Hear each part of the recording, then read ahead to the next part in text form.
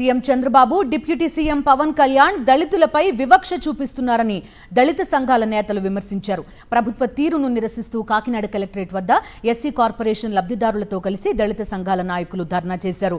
SC corporation ద్వారా రుణాలపై తీసుకున్న వాహనాలకు గడువు ఉన్నప్పటికీ బకాయిలు చెల్లించలేదని అధికారులు జప్తు చేస్తున్నారని ఆవేదన వ్యక్తం చేశారు.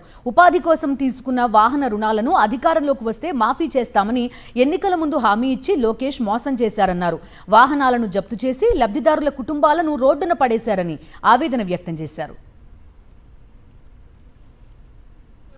జప్తు ఎలా చేస్తారో రంగం 3 కార్లు 4 కార్లు వచ్చి వ్యానులతోటి ఈ యొక్క కార్లని పట్టుకెళ్ళిపోవడానికి ఇచ్చేస్తున్నారు. ఎస్సీ కార్పొరేషన్ వారు మా జీవితాలు బాగు చేసుకోవడం కోసం మాకు చేయడం కోసం ఇచ్చారా, లేదంటే రాజ్యాంగ ఉల్లంఘన చేసి ఈ యొక్క కార్లు పట్టుకెళ్ళిపోయి దళితులకు అన్యాయం చేయాలని ఇచ్చారా నేను చూడబోతుంది చెప్తున్నాను. అదేవిధంగా చంద్రబాబు నాయుడు గారు కానీ అదే పవన్ కళ్యాణ్ గారు కానీ కావాలని దళితుల పైన వివక్షత చూపుతున్నాం.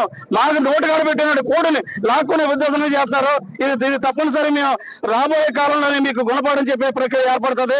అదే విధంగాను కలెక్టర్ గారు మీరు ఎవరేం చెప్తుంది, మీరు ఐఏఎస్ ఆఫీసరు, మీరు అదే విధంగా చేయకూడదు, మన నోటుగాడు కూడా పోగొట్టకూడదు, పోగొట్టే విధంగా చేయొద్దు అని చెప్పేసి ఈ సందర్భంగా తెలియజేస్తున్నాను.